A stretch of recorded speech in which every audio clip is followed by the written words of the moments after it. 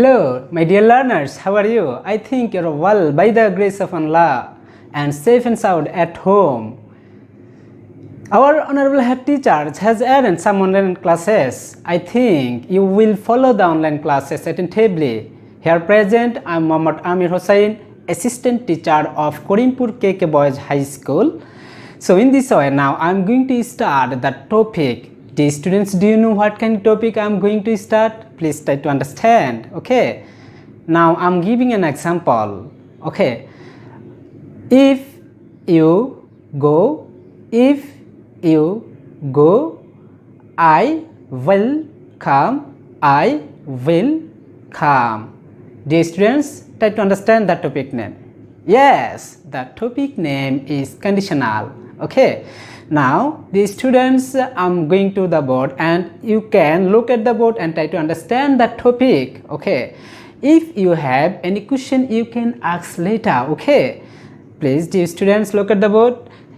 You are seeing that তোমরা দেখতে পাচ্ছ যে the topic হচ্ছে conditional. Okay. The conditional সর্বপ্রথম আমাদেরকে জানতে হবে কন্ডিশনাল অর্থটা কি। ওকে, আমরা ওই কন্ডিশনাল অর্থ থেকে আমরা বুঝতে পারবো এটা কি সম্পর্কে এই লেসনটা।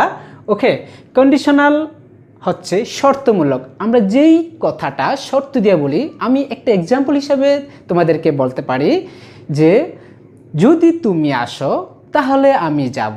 কি বলছি আমি আবার, যদি তুমি আসো তাহলে আমি যাব। সো ডিয়ার স্টুডেন্টস, আমরা এখানে কত প্রকারের কন্ডিশনাল সেন্টেন্স দেখব সেটা আমরা একটু স্টাডি করব। এখানে আমরা প্রথমত দেখতে পাচ্ছি কন্ডিশনাল দুই প্রকার। একটা হচ্ছে আনরিয়েল কন্ডিশনাল, সেকেন্ড হচ্ছে রিয়েল কন্ডিশনাল। প্রিয় স্টুডেন্টস, প্রিয় শিক্ষার্থী, সর্বপ্রথম আমরা আনরিয়েল কন্ডিশনালটা সম্পর্কে জানব। আনরিয়েল কন্ডিশনাল হচ্ছে যেটা অবাস্তব। আনরিয়েল কন্ডিশনাল হচ্ছে যেটা অবাস্তব। একটা এক্সাম্পল হিসেবে আমি তোমাকে বলতে পারি, যদি আমি রাজা হইতাম তাহলে আমি বেশি টাকা দিতে পারতাম। প্রিয় স্টুডেন্ট, এই মুহূর্তে আমার রাজা হওয়া সম্ভব না, এটা আনরিয়েল, অবাস্তব।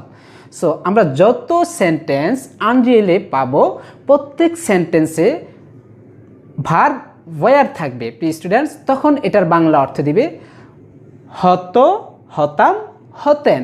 একটা এক্সাম্পল আমি বলছি, দেখো, if I were a king, যদি আমি একজন রাজা হইতাম, I would give more money. Okay, I would give more money. যদি আমি রাজা হইতাম তাহলে আমি বেশি টাকা দিতে পারতাম। সো আমার পক্ষে রাজা হওয়া সম্ভব না, টাকা দেওয়া সম্ভব না। সো এটা it's one kind of Unreal sentence, Unreal conditional sentence. So প্রিয় শিক্ষার্থী, আমি আশা করছি তোমরা আনরিয়েল কন্ডিশনাল সম্পর্কে জানতে পেরেছো।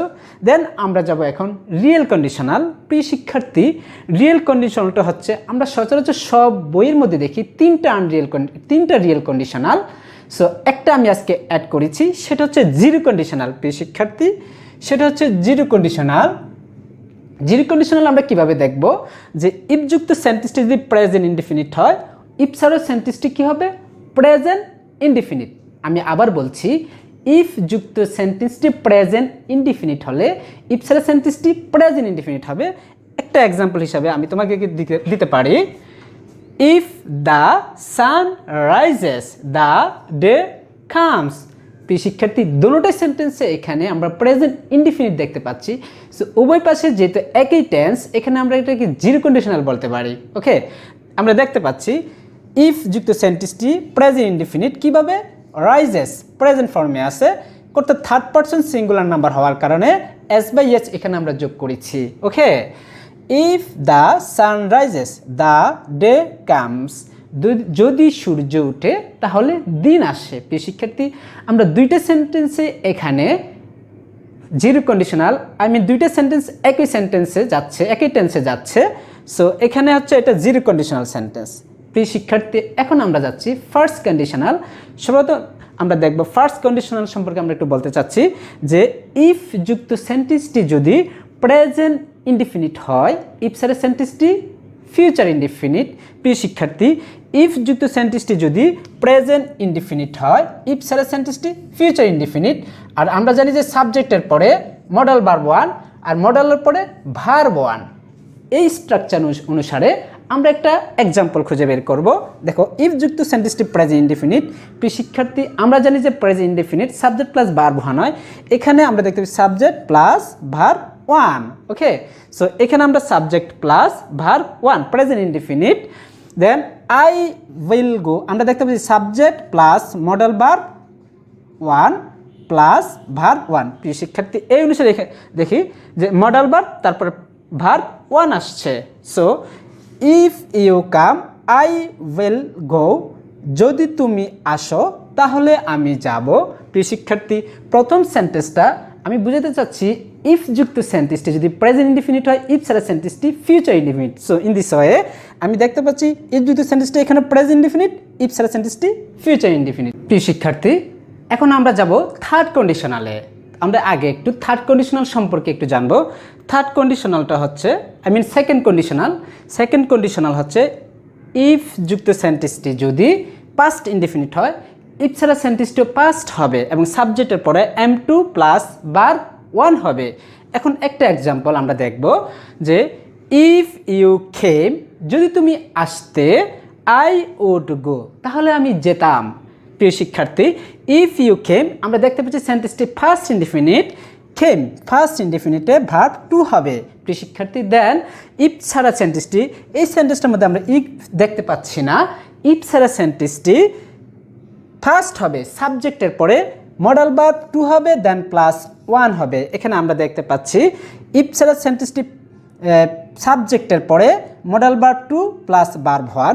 প্রিয় শিক্ষার্থী, ইফ যুক্ত সেন্টেন্সটি যদি ফার্স্ট ইনডিফিনিট হয়, ইফ ছাড়া সেন্টেন্সটি ফার্স্ট হবে, সাবজেক্টের পরে modal verb two plus verb one হবে। প্রিয় শিক্ষার্থী, এখন আমরা যাচ্ছি থার্ড কন্ডিশনালে। দেখছি আমরা থার্ড কন্ডিশনালে আমরা কি পাই। ইফ যুক্ত সেন্টেন্সটি পাস্ট পারফেক্ট হবে।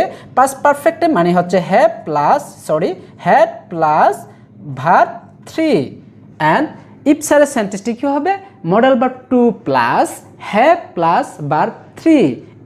আমরা দেখতে পাচ্ছি ইফ ছাড়া সেন্টেন্সটি ফার্স্ট হবে, then modal verb two, then plus have plus verb three. প্রিয় শিক্ষার্থী, এক্সাম্পল হিসাবে আমরা থার্ড কন্ডিশনালটা বের করবো এখন, যে ইফ ইউ হ্যাড কাম। প্রিয় শিক্ষার্থী, এখানে হ্যাড আমরা দেখতে পাচ্ছি, হ্যাড হচ্ছে ফার্স্ট পারফেক্ট। এই স্ট্রাকচারে আমরা পেয়ে গেছি first perfect had. If you had come, হ্যাডের পরে প্রিয় শিক্ষার্থী ভার্ব থ্রি হবে। এখানে আমরা থ্রি দেখতে পাচ্ছি। If you had come I would have come. প্রিয় শিক্ষার্থী, আমরা থার্ড কন্ডিশনাল ইফ ছাড়া সেন্টেন্সটি দেখতে পাচ্ছি যে সাবজেক্টের পরে M2 plus have plus verb three. প্রিয় শিক্ষার্থী, আমরা দেখতে পাচ্ছি স্ট্রাকচার অনুসারে আমরা এখানে এক্সাম্পলটা পেয়ে গেছি। এই হচ্ছে আমাদের কন্ডিশনাল সম্পর্কে। প্রিয় শিক্ষার্থী, যদি তোমাদের আরও কিছু জানার, যদি তোমরা এখানে আরও কিছু জানতে চাও, তাহলে পরে তোমরা আমার সাথে মোবাইলে কন্ট্যাক্ট করবে। That's all of the conditional sentence. Okay, thank you.